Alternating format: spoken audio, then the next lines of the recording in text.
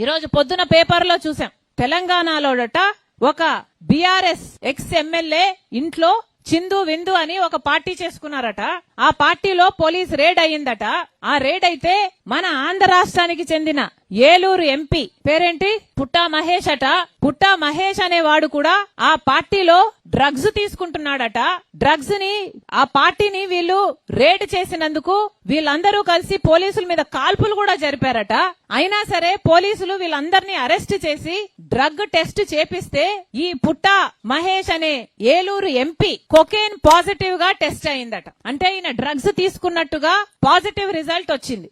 ఎంత అన్యాయం అంటే ఒక రాజ్యాంగబద్ధమైన ఒక ఎంపీ పోస్టులో ఉన్న ఒక ఎంపీ పార్లమెంట్ జరుగుతుండగా పక్క ఢిల్లీలో పార్లమెంట్ జరుగుతుంది. ఒక ఎంపీ డ్రగ్స్ తీసుకుంటూ పట్టుబడ్డాడు. ఇది ఎంత సిగ్గుచేటు. ఒక కాన్స్టిట్యూషనల్ పోస్ట్ లో ఉన్న వ్యక్తి ఎంత ఇర్రెస్పాన్సిబుల్ గా డ్రగ్స్ తీసుకుంటూ పట్టుబడితే ఏ యాక్షన్ ఉండొద్దా?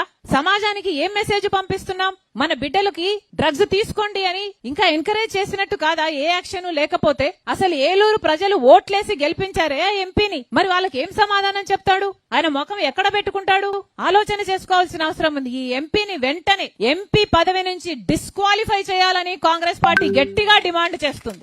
అంతేకాదు డ్రగ్స్ అయితే విచ్చలవిడిగా అందుబాటులో ఉన్నాయి. జగన్మోహన్ రెడ్డి గారు ముఖ్యమంత్రిగా ఉండగా పక్కన విశాఖపట్నం పోర్టుకి కంటైనర్లలో డ్రగ్స్ దిగుమతి అయ్యాయి. చూసాం, మనందరం పేపర్ లో చూసి ఆశ్చర్యపోయాం. చంద్రబాబు గారు చెప్పిన మాటేమో డ్రగ్స్ మీద మేము డేగా కన్నుతో పరిశీలన చేస్తాం, డ్రగ్స్ ని పూర్తిగా అరికట్టాం, ఉక్కుపాదం మోపుతాం, డ్రగ్స్ రహిత ఆంధ్ర రాష్ట్రాన్ని చేస్తాం అని పెద్ద పెద్ద మాటలు చెప్పాడు చంద్రబాబు గారు. ఇప్పుడు ముఖ్యమంత్రిగా ఉన్నాడు మరి చంద్రబాబు గారు. మరి ఏం చేసినట్టు?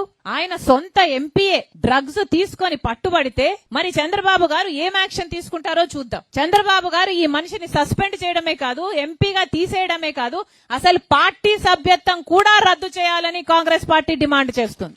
చంద్రబాబు గారిలో ఏ మాత్రం చిత్తశుద్ధి ఉన్నా ప్రజలకు ఒక ఎగ్జాంపుల్ సెట్ చేయాలి, లీడర్లకు ఒక ఎగ్జాంపుల్ సెట్ చేయాలి, యువతకు ఒక ఎగ్జాంపుల్ సెట్ చేయాలి అని ఏ మాత్రం చిత్తశుద్ధి ఉన్నా చంద్రబాబు గారు ఈ మనిషి చేత రాజీనామా చేయించాలి, ఆ పార్టీ నుంచి తీసేయాలని కాంగ్రెస్ పార్టీ డిమాండ్ చేస్తుంది.